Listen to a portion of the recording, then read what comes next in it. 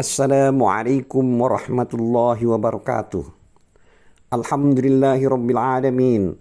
Wassalatu wassalamu ala asrafil mursalin Sayyidina Muhammad wa ala alihi wa sahbihi ajma'in. Amma ba'du. Pendapat itu tidaklah benar, karena tidak mesti ketika dia beriman dalam kondisi yang tidak bermanfaat keimanannya, dia serta-merta menjadi seorang muslim. Tidakkah kita perhatikan perkataan Ibnu Abbas radhiyallahu anhuma, jika orang itu terjatuh dari tempat tinggi, dipenggal kepalanya dengan pedang, atau diterkam oleh binatang buas, maka dia pasti akan beriman kepada Isa alaihissalam. Jadi keimanan dalam kondisi tersebut tidaklah bermanfaat dan tidak dapat memindahkan pelakunya dari kekufurannya, lantaran beberapa alasan yang telah disebutkan tadi. Barang siapa yang memperhatikan hal tersebut dengan seksama, maka akan jelas baginya bahwa hal itu meskipun yang terjadi sebenarnya adalah demikian, yaitu orang-orang ahli kitab akan beriman kepada Isa atau Muhammad alaihi wassalam, akan tetapi tidak mesti bahwa yang dimaksud dari ayat tersebut adalah demikian, yaitu mereka itu benar-benar beriman kepadanya. Bahkan yang dimaksud dari ayat tersebut adalah apa-apa yang tadi disebutkan, yaitu penetapan keberadaan Isa alaihi salam, dan sesungguhnya dia masih hidup di langit dan akan kembali turun ke bumi sebelum hari kiamat untuk mendustakan orang-orang Yahudi dan orang-orang Nasrani yang perkataan mereka saling bertentangan dan saling berlainan, bahkan jauh dari kebenaran. Orang-orang Yahudi berlebih-lebihan dalam menghina Isa alaihissalam dengan menuduhnya dan ibunya dengan berbagai macam kedustaan dan kepalsuan. Sedangkan orang-orang Nasrani berlebih-lebihan dalam menyanjung Isa alaihissalam, di mana mereka mengklaim pada diri Isa alaihissalam sesuatu yang tidak ada padanya, yaitu mereka mengangkat Isa alaihissalam dari posisi nabi menjadi posisi ketuhanan. Maha suci Allah dari apa-apa yang mereka katakan, dan tidak ada Tuhan yang berhak disembah selain Allah Subhanahu wa taala.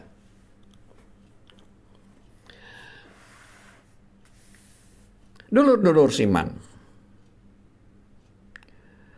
beberapa hadis yang diriwayatkan berkaitan dengan turunnya Isa bin Maryam alaihissalam dari langit ke bumi pada akhir zaman sebelum hari kiamat kelak, dan sesungguhnya dia menyeru kepada peribadatan hanya kepada Allah Ta'ala satu-satunya dan tidak ada sekutu baginya. Berkaitan hal tersebut, Al-Bukhari rahimahullah dalam kitab Az-Zikr Al-Anbiya dari kitab sahihnya, yang artinya tertulis, yang artinya turunnya Isa bin Maryam alaihissalam, lalu dia meriwayatkan dari Abu Hurairah radhiyallahu anhu, dia berkata, Rasulullah sallallahu alaihi wasallam bersabda, demi zat yang jiwaku ada di tangannya, sungguh Isa putra Maryam telah hampir turun di antara kalian sebagai hakim yang adil. Lalu dia akan menghancurkan salib-salib, membunuh babi-babi, menghapus pemberlakuan jizyah, dan memperlimpahkan harta benda sampai tidak ada seorang pun yang mau menerimanya. Sehingga satu sujud akan menjadi lebih baik daripada dunia dan seisinya. Selanjutnya Abu Hurairah radhiyallahu anhuma berkata, jika kalian mau, bacalah ayat ini, yaitu ayat 159 surat An-Nisa, yang artinya tidak ada seorang pun dari ahli kitab kecuali yang beriman kepadanya Isa sebelum kematiannya, dan di hari kiamat nanti Isa itu akan menjadi saksi terhadap mereka. Hadis itu juga diriwayatkan oleh Muslim rahimahullah, Al-Bukhari dan Muslim rahimahullah juga meriwayatkannya dari banyak jalan atau jalur. Hadis yang semisal juga diriwayatkan oleh Ibnu Marduwih rahimahullah, dan dia menambahkan perkataan Abu Hurairah radhiyallahu anhu pada akhir hadis, yaitu sebelum kematiannya. Ini adalah kalimat dari ayat 159 surat An-Nisa. Itu maksudnya adalah kematian Isa bin Maryam alaihi wassalam. Lalu Abu Hurairah radhiyallahu anhu mengulangnya sebanyak 3 kali.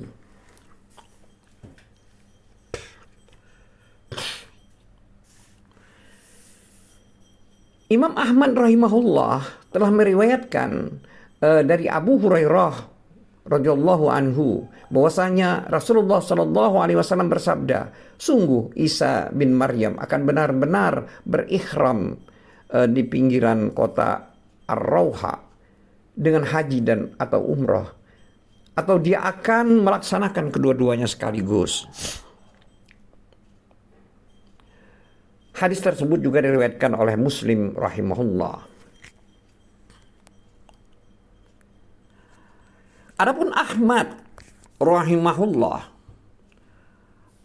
meriwayatkan dari Abu Hurairah radhiyallahu anhu, dia berkata Rasulullah sallallahu alaihi wasallam bersabda, Isa bin Maryam akan turun, lalu dia akan membunuh babi-babi, menghancurkan salib-salib, salat akan dijamak untuknya, dia memberi harta benda sampai tidak ada lagi diterima, menghapuskan pemberlakuan jizyah, dan dia akan turun di kota Ar-Rauha lalu melaksanakan haji atau umroh darinya, atau bahkan akan menggabungkan keduanya sekaligus.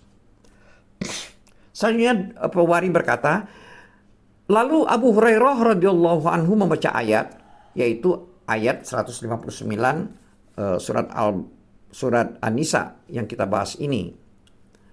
Hanzalah rahimahullah juga berkata, sesungguhnya Abu Hurairah radhiyallahu anhu berkata, dia beriman kepadanya sebelum kematian Isa alaihi salam.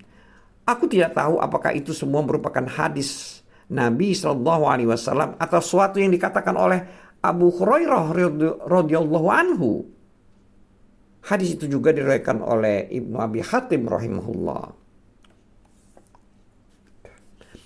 Abu Hurairah Al-Bukhari rahimahullah juga meriwayatkan dari Abu Hurairah radhiyallahu anhu. Dia berkata, Nabi sallallahu alaihi wasallam bersabda, apa yang kalian lakukan apabila Al-Masih atau Isa putra Maryam turun di antara kalian, sedang imam kalian adalah dari di antara kalian sendiri. Hadis itu juga diriwayatkan oleh Imam Ahmad dan Muslim rahimahullah. Imam Ahmad rahimahullah telah meriwayatkan dari Abu Hurairah radhiyallahu anhu bahwasanya Nabi sallallahu alaihi wasallam bersabda, para nabi adalah bersaudara tiri. Ibu-ibu mereka beragam macam, namun agama yang mereka tetap sama. Sesungguhnya aku adalah orang yang lebih utama terhadap Isa bin Maryam. Karena sesungguhnya tidak ada seorang nabi pun di antara aku dan dia, dan sesungguhnya dia akan turun. Apabila kalian melihatnya, maka kenalilah dia, seorang lelaki yang gagah, kulitnya merah keputih-putihan. Dan dia memakai 2 lembar pakaian yang berwarna kuning muda. Dan seakan-akan rambut kepalanya meneteskan air meskipun tidak terkena basah. Dia akan menghancurkan salib-salib, membunuh babi-babi, menghapuskan penerapan jizyah, dan menyeru manusia kepada agama Islam. Di zamannya lah Allah akan membinasakan seluruh agama kecuali agama Islam. Dan di zamannya lah Allah akan membinasakan Al-Masih Ad-Dajjal. Selanjutnya rasa aman akan menyelimuti seluruh bumi sampai singa-singa atau singa-singa satu gembala bersama unta, macan bersama sapi, serigala bersama kambing, dan anak-anak kecil bermain-main dengan ular tanpa memudorati mereka. Dia, Isa, akan menetap selama 40 tahun, lalu dia wafat. dan jenazahnya disolatkan oleh kaum muslimin. Hadis ini juga diriwayatkan oleh Abu Daud dan Ibnu Jarir. Dan dia, Ibnu Jarir, tidak mencantumkan selain hadis itu ketika menafsirkan ayat tersebut. Dulur-dulur seiman, adapun Al-Bukhari rahimahullah telah meriwayatkan dari Abu Hurairah radhiyallahu anhu, dia berkata, Rasulullah Shallallahu alaihi wasallam bersabda, yang artinya, aku adalah orang yang lebih utama terhadap Isa bin Maryam di dunia dan akhirat. Para nabi adalah bersaudara tiri. Ibu-ibu mereka beragam macam, namun agama mereka tetap sama.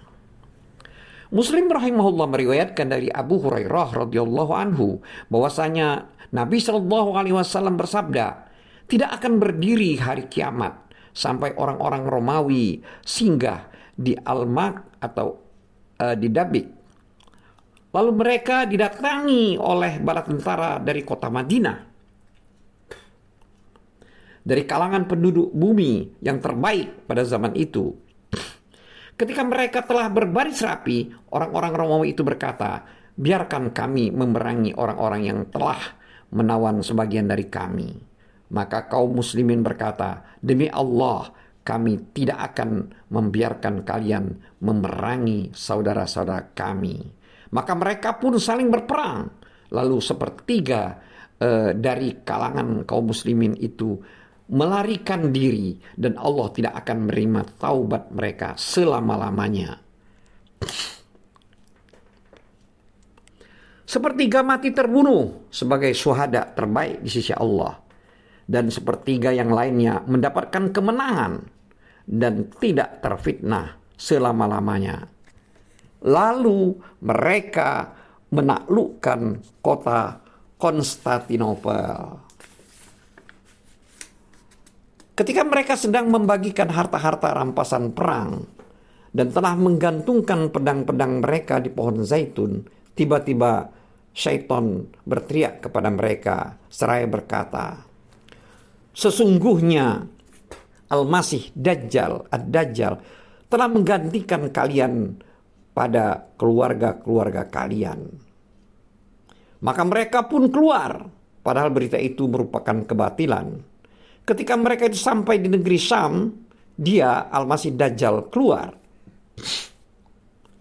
Ketika mereka telah bersiap siaga untuk melakukan peperangan dan merapikan barisan-barisan mereka, tiba-tiba iqamat salat berkumandang.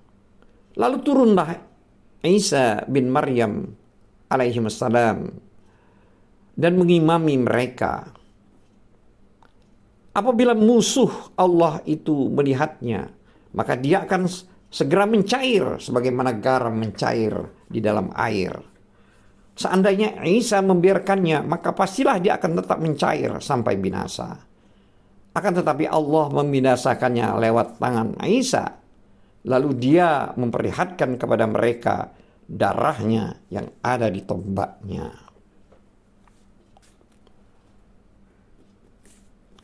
Sebagai keterangan dari hadis tersebut, Dabik adalah sebuah kota yang ada di dekat Halab. Al-A'maq Yakut berkata, dia disebut dengan lafaz jamak, padahal yang dimaksud adalah Al-A'maq, yaitu perkampungan di dekat Dabik antara Halab dan Antakya. Seperti itulah yang dikatakan oleh An-Nawawi rahimahullah dalam kitab sarahnya. Dua lokasi di negeri Syam berada dekat Halab. Sedangkan yang telah disebutkan dalam footnote Sahih Muslim diceritakan Al-Astanah bahwa Al-Amaq adalah nama lokasi yang ada di pinggiran kota Madinah, dan Ad-Dabik adalah lokasi pasar Madinah. Adalah perkataan yang sangat keliru.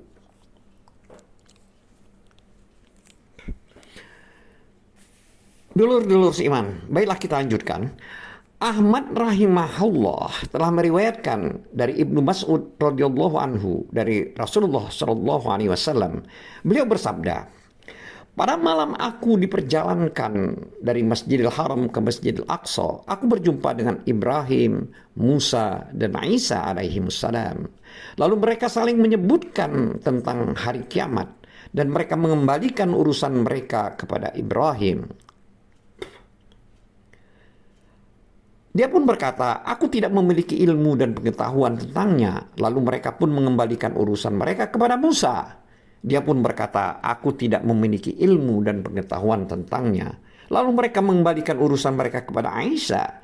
Maka dia berkata, adapun kapan kepastiannya, maka tidak ada seorang pun yang mengetahuinya kecuali Allah. Menurut ilmu yang Allah Azza wa Jalla berikan kepadaku, bahwasanya Ad-Dajjal akan keluar. Sedang ketika itu aku bersama dua qadib, yaitu apabila dia Ad-Dajjal melihatku, dia akan mencair seperti mencairnya timah. Dia, Isa berkata, sehingga Allah membinasakannya apabila dia melihatku. Sampai-sampai batu dan pohon akan berkata, wahai muslim, di belakangku ada orang kafir. Kemarilah kamu dan bunuhlah dia.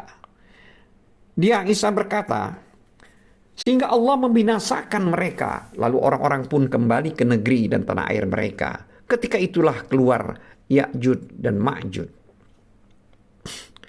Dan mereka turun dari seluruh tempat yang tinggi dengan cepat. Lalu mereka menindas negeri-negeri mereka, yaitu kaum muslimin. Menindas negeri-negeri kaum muslimin. Tidaklah mereka didatangi suatu tempat, melainkan mereka akan menghancurkannya. Dan tidaklah mereka melewati sumber air, melainkan mereka meminumnya. Isa berkata, kemudian orang-orang kembali lagi mengadukan perihal mereka kepadaku. Maka aku, Isa, berdoa kepada Allah untuk kebinasaan mereka, yaitu dalam hal ini kebinasaan Ya'juj dan Ma'juj. Lalu Allah membinasakan dan memusnahkan mereka semua, hingga bumi dipenuhi oleh bau bangkai mereka. Lalu Allah menurunkan hujan lebat, sehingga jasad-jasad mereka hanyut sampai terlempar ke dalam laut. Menurut ilmu yang Allah Azza wa Jalla berikan kepadaku, bahwasanya bila hal tersebut benar-benar telah terjadi, maka hari kiamat sama halnya dengan wanita yang sedang hamil tua, yang keluarganya tidak mengetahui kapan dia melahirkan anaknya secara tiba-tiba, malam hari atau siang hari. Hadis ini juga diriwayatkan oleh Ibnu Majah rahimahullah. Adapun Imam Ahmad rahimahullah telah meriwayatkan dari Abu Nadrah. Dia berkata, kami pernah mendatangi Utsman bin Abias radhiyallahu anhu pada hari Jumat agar kami memperlihatkan mushaf milik kami dan membandingkannya dengan mushaf miliknya. Ketika waktu sholat Jumat telah tiba, dia memerintahkan kami mandi. Maka kami pun mandi. Lalu dia mendatangi kami dengan membawa minyak wangi. Dan kami pun memakainya. Lalu kami berangkat ke masjid dan duduk di samping seorang lelaki. Lalu dia menceritakan kepada kami hadis tentang Dajjal. Lalu datanglah Utsman bin Abi As, dan kami pun beranjak mendekatinya dan duduk di dekatnya. Dia, Utsman, berkata, aku telah mendengar Rasulullah SAW bersabda, kaum muslimin akan memiliki 3 negeri. Satu negeri di Multaqa Al-Bahrain, satu negeri di Hirah, dan satu negeri di Syam. Lalu manusia mengalami 3 kali masa ketakutan. Kemudian keluarlah Ad-Dajjal di hadapan manusia, dan dia akan membuat kerusakan dari arah timur. Negeri pertama yang dimasukinya adalah negeri yang ada di Multaqa Al-Bahrain. Sehingga penduduk negeri itu akan menjadi terpecah menjadi 3 kelompok. Kelompok pertama tetap menetap di negeri itu dan mengatakan, kami akan menguji dan melihat siapa dia sebenarnya. Kelompok kedua bergabung dengan orang-orang Arab Badui. Kelompok ketiga bergabung dengan negeri yang dekat dengan mereka. Ad-Dajjal didukung oleh 70.000 orang yang semuanya memakai pakaian hijau. Kebanyakan orang yang bersamanya adalah orang-orang Yahudi dan kaum wanita. Kemudian Ad-Dajjal memasuki negeri berikutnya. Lalu penduduk itu pun terpecah menjadi 3 kelompok. Kelompok pertama berkata, kami akan menguji dan melihat siapa dia sebenarnya. Kelompok kedua bergabung dengan orang-orang Arab Badui. Kelompok 3 bergabung dengan negeri yang dekat dengan mereka di sebelah wilayah Syam. Lalu kaum muslimin menyingkir ke Aqabah Ufaik.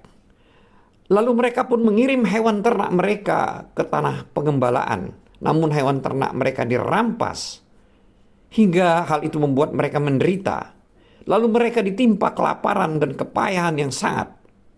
Sampai-sampai salah seorang dari mereka memegang tali busurnya lalu makannya. Maksudnya sini memanggang tali busurnya lalu memakannya. Ketika kondisi mereka demikian, tiba-tiba pada waktu sahur ada seorang menyerukan, wahai sekalian manusia, pertolongan telah mendatangi kalian. Sehingga 3 kali. Kemudian sebagian mereka berkata kepada sebagian lain, sungguh ini adalah suara dari orang yang telah merasa kenyang. Lalu turunlah Isa bin Maryam alaihissalam pada waktu sholat fajar. Lalu memimpin mereka dan berkata kepadanya. Lalu pemimpin mereka berkata kepadanya, wahai Ruhullah, maju dan pimpinlah sholat kami. Dia, Isa berkata, sesungguhnya umat ini adalah para pemimpin. Sebagian mereka untuk sebagian yang lain. Maka pemimpin mereka pun maju dan sholat memimpin mereka. Ketika sholat selesai, Isa segera mengambil tombaknya dan pergi menuju Ad-Dajjal. Ketika Ad-Dajjal melihatnya, dia mencair seperti mencairnya timah. Lalu Isa menancapkan tombaknya di antara 2 dada Ad-Dajjal, lalu membunuhnya. Dan para pengikutnya pun segera melarikan diri. Pada hari itu tidak ada sesuatu pun yang dapat mereka gunakan untuk bersembunyi. Sampai-sampai pepohonan akan berkata, wahai orang mukmin, ini ada orang kafir bersembunyi di belakangku. Batu-batu pun akan berkata, wahai orang mukmin, ini ada orang kafir di belakangku. Hadis ini hanya diriwayatkan oleh Ahmad rahimahullah dari jalan itu.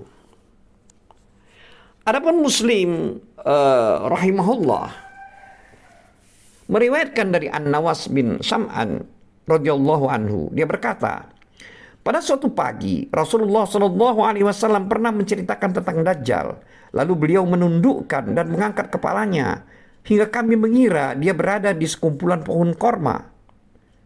Ketika kami mendatangi beliau mengetahui hal tersebut pada raut wajah kami, lalu beliau bertanya, kenapa kalian? Kami menjawab, wahai Rasulullah, engkau menceritakan tentang Ad-Dajjal sambil engkau menundukkan dan mengangkat kepalamu, sehingga kami mengira ada di sekumpulan pohon-pohon kurma.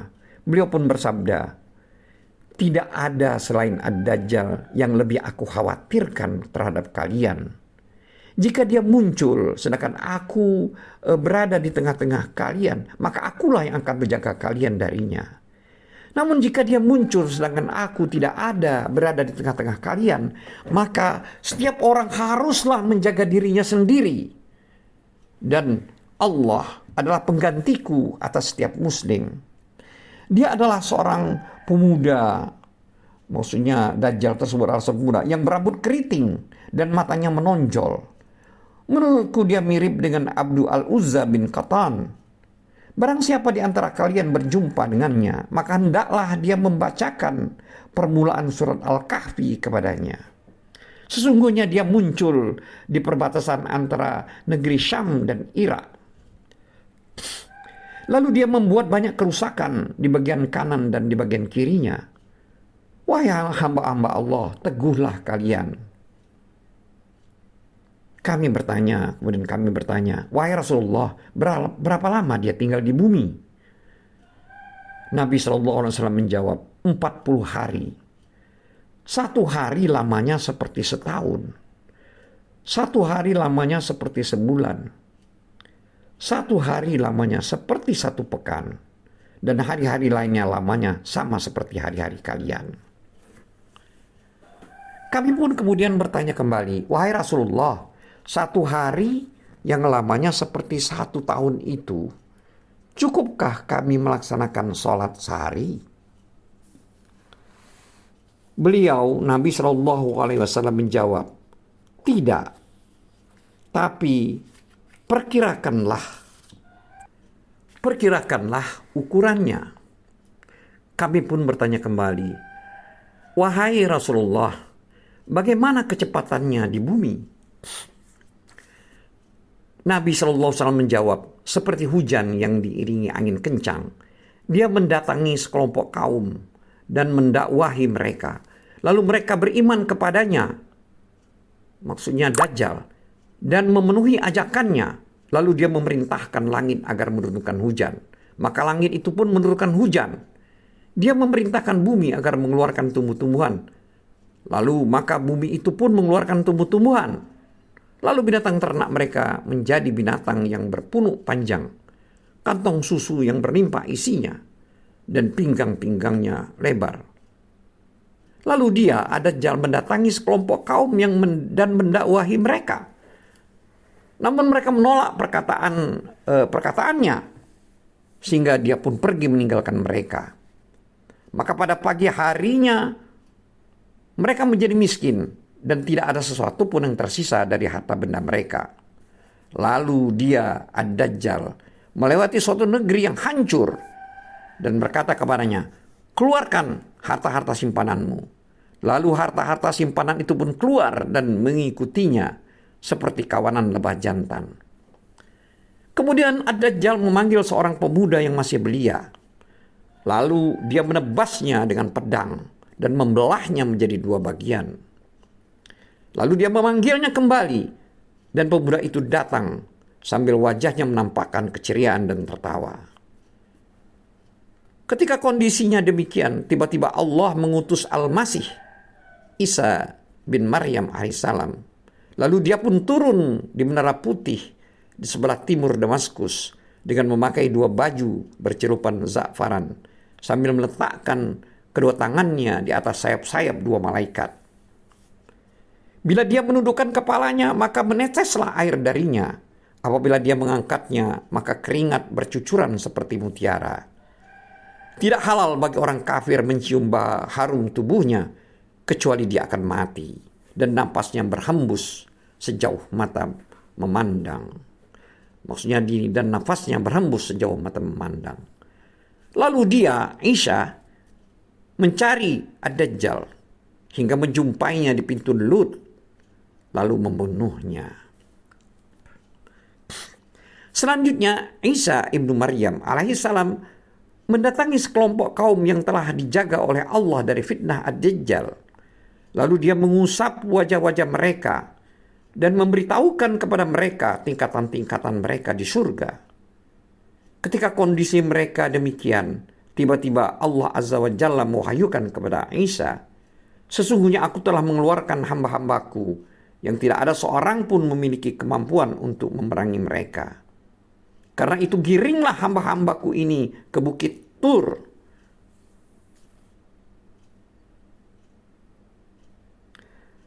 Lalu Allah mengirim Ya'jud dan Ma'jud dari segala penjuru. Mereka datang dengan cepat.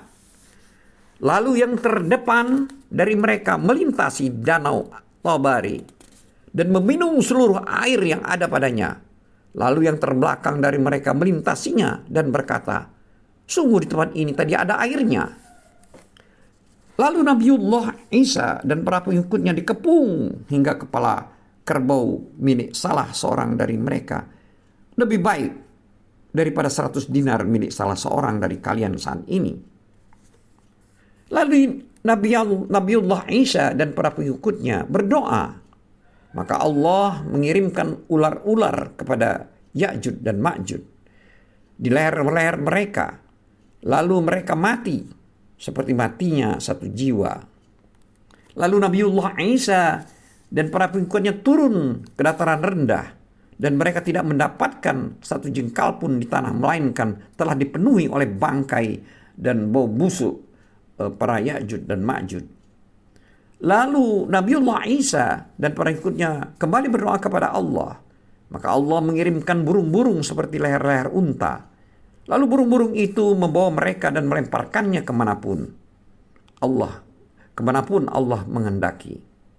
Lalu Allah mengirimkan hujan lebat yang tidak ada satupun rumah, baik yang terbuat dari bulu maupun terbuat dari tanah, yang terlindung darinya. Lalu hujan itu membasahi bumi hingga meninggalkannya seperti kolam yang diisi air. Lalu dikatakan kepada bumi itu, keluarkanlah buahmu dan kembalikanlah keberkahanmu. Maka zaman itu sekelompok orang dapat memakan satu buah delima, dan mereka dapat bernaung pada dedaunannya. Allah memberkati hewan ternak, sampai-sampai seekor anak unta dapat mencukupi manusia dalam jumlah yang besar. Ketika kondisi mereka demikian, tiba-tiba Allah mengirimkan angin yang baik. Lalu angin itu mengambil mereka dari bagian bawah ketiak mereka. Maka tercaburlah ruh setiap orang mukmin dan setiap orang muslim. Yang masih tersisa hanyalah orang-orang yang terburuk. Mereka hidup berhura-hura di muka bumi bagaikan keledai. Dan pada merekalah hari kiamat itu terjadi. Dulur-dulur seiman, hadis ini juga diriwayatkan oleh Imam Ahmad dan ahlu sunnah rahimahumullah. Ahli sunan maksudnya rahimahullah. Juga akan disebutkan hadis ini dari jalan Ahmad rahimahullah ketika menafsirkan firman Allah, yaitu pada surat Al-Anbiya ayat 96. Mana di dalam surat itu disebutkan hingga apabila tembok Ya'juj dan Ma'juj dibukakan.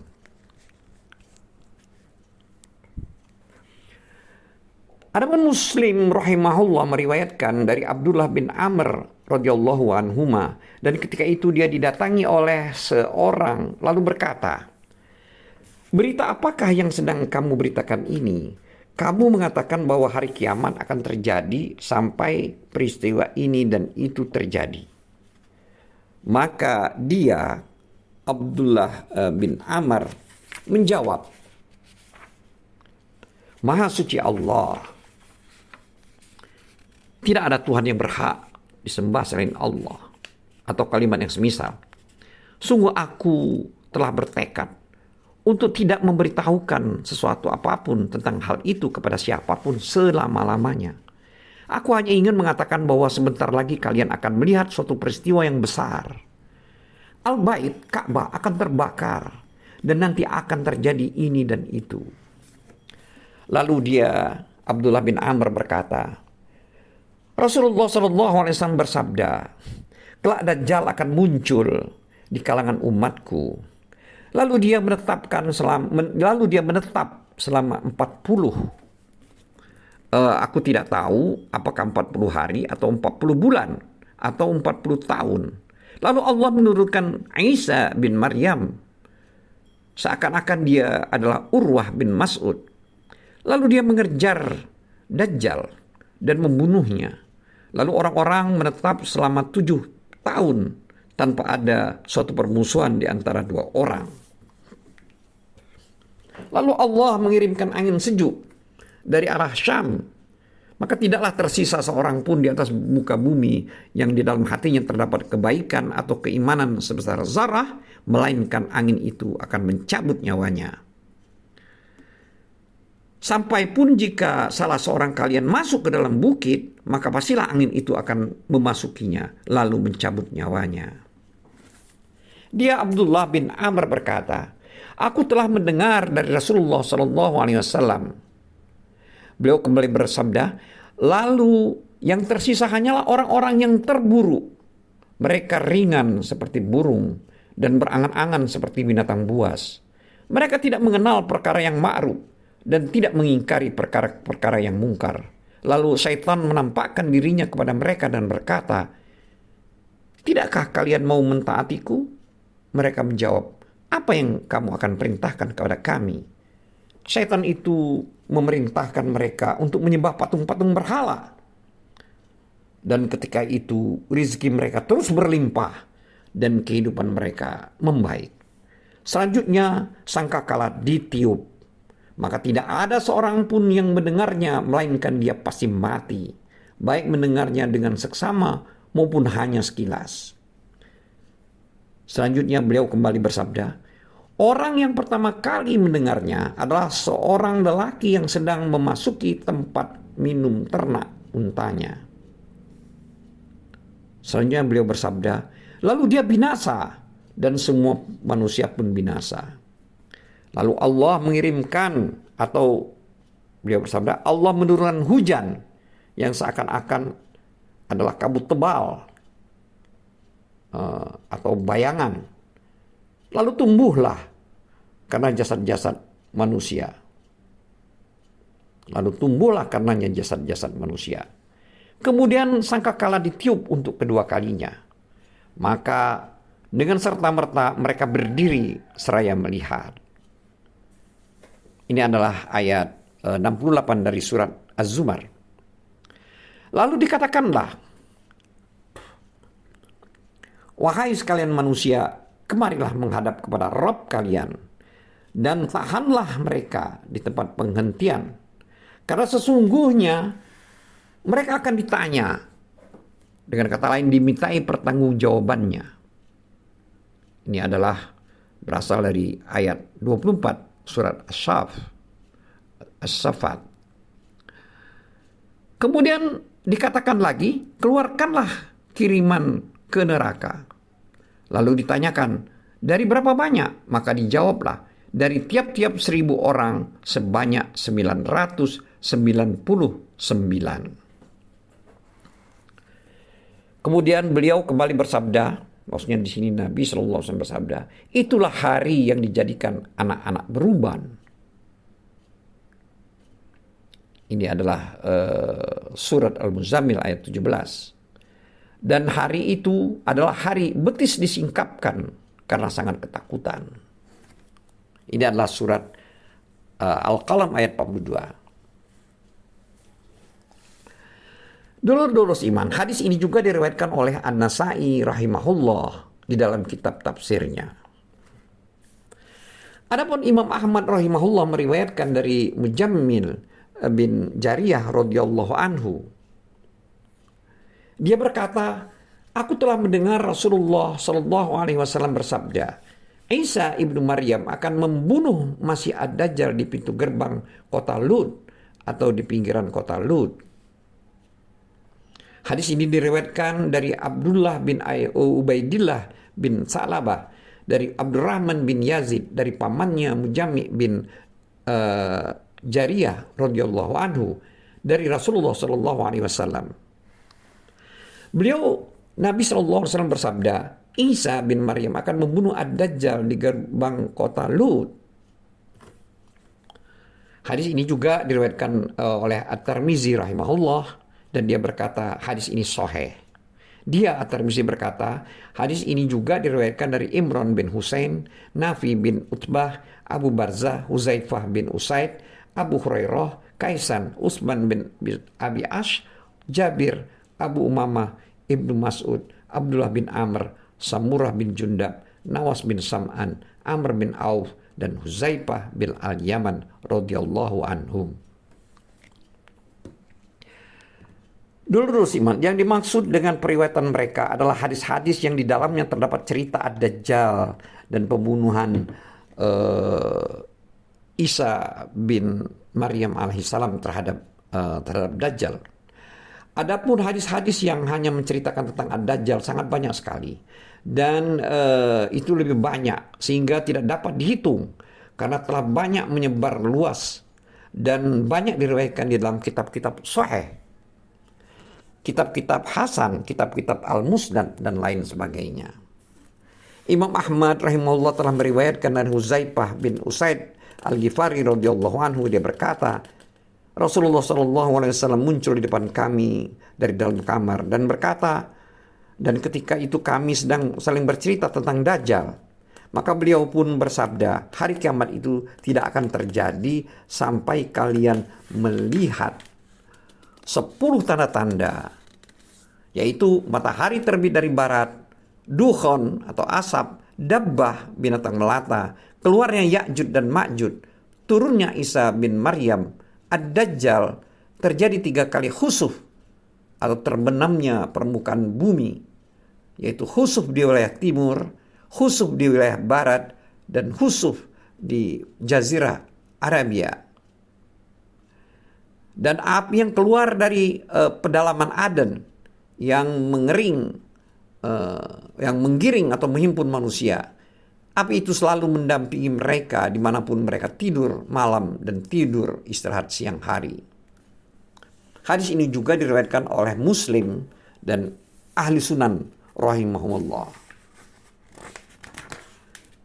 Dulur-dulur iman, hadis-hadis tersebut diriwayatkan secara mutawatir dari Rasulullah SAW, dari riwayat Abu Hurairah, Ibnu Mas'ud, Utsman bin Abi Ash, Abu Umamah, An-Nawas bin Sam'an, Abdullah bin Amr bin Ash, Mujammi bin Jariyah, dan Abu Sahirah, Huzaifah bin Usaid radhiyallahu anhum. Di dalam hadis-hadis tersebut terdapat dalil-dalil yang menunjukkan tentang cara turunnya Isa alaihissalam dari tempatnya, yaitu di negeri Syam, tepatnya di Damaskus, di dekat Menara Putih. Dan sesungguhnya itu terjadi ketika iqamat sholat subuh dikumandangkan. Pada zaman sekarang telah dibangun, yaitu pada tahun 741 Hijriah, sebuah menara putih untuk Masjid Jami Al-Umawi yang dari bebatuan yang dipahat. Sebagai ganti dari menara yang telah dihancurkan disebabkan oleh kebakaran yang dinisbatkan kepada perbuatan orang-orang Nasrani. Semoga Allah melaknat terus mereka sampai hari kiamat. Dan mayoritas pembangunnya diambilkan dari harta-harta mereka. Prasangka terkuat bahwa menara itulah yang nanti yang padanya Isa bin Maryam alaihissalam turun. Lalu dia membunuh babi-babi, menghancurkan salib-salib, dan menghapuskan penerapan jizyah. Sehingga dia tidak akan menerima kecuali Islam. Sebagaimana yang telah disebutkan dalam kitab Sahih Al-Bukhari dan Sahih Muslim. Itu adalah pengabaran dari Nabi SAW tentang hal tersebut. Penetapan dan persyariat baginya atas perkara itu di zaman tersebut, di mana ilat-ilat dan subat-subat mereka terhapus dari diri-diri mereka. Oleh karena itu mereka semua masuk ke agama Islam, mengikuti Isa bin Maryam alaihi salam. Dan di hadapannya oleh karena itu Allah Ta'ala berfirman dalam surat An-Nisa ayat 159, yang artinya tidak ada seorang pun dari ahli kitab kecuali yang beriman kepadanya, maksudnya kepada Isa sebelum kematiannya. Dan di hari kiamat nanti Isa akan menjadi saksi terhadap mereka. Ayat tersebut sama seperti firman Allah Ta'ala dalam surat Az-Zukhruf ayat 61, yang artinya, dan sungguh dia Isa benar-benar menjadi pertanda akan datangnya hari kiamat. Ada yang membaca la'alam dengan diharakatkan, artinya tanda dan bukti akan dekatnya hari kiamat.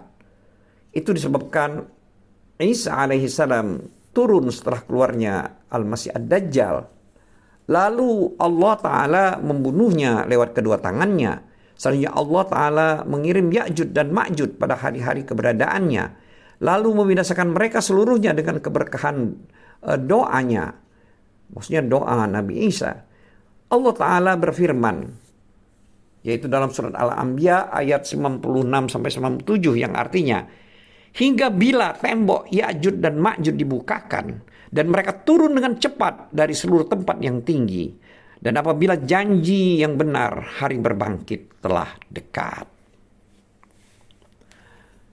Adapun firman Allah dalam ayat 159 surat An-Nisa, yang dimana terdapat kalimat, dan di hari kiamat nanti Isa itu akan menjadi saksi terhadap mereka. Dalam hal ini Qatadah rahimahullah berkata, Isa alaihissalam akan menjadi saksi terhadap mereka bahwa dia telah menyampaikan risalah dari Allah Ta'ala kepada mereka dan menetapkan peribadatan dan penghambaan hanya untuk Allah Azza wa Jalla. Hal itu sama seperti firman Allah Ta'ala di akhir surat Al-Maidah, yaitu surat Al-Maidah ayat 116 sampai 118. Yang berbunyi, yang artinya sebagai berikut. Dengan kitab itulah Allah memberikan petunjuk kepada orang yang mengikuti keridhaan Allah ke jalan keselamatan. Dan dengan kitab itu pula Allah mengeluarkan orang itu dari gelap gulita kepada cahaya dengan izinnya dan menunjukkan ke jalan yang lurus. Sungguh telah kafir orang yang berkata, sesungguhnya Allah itu, dialah Al-Masih putra Maryam.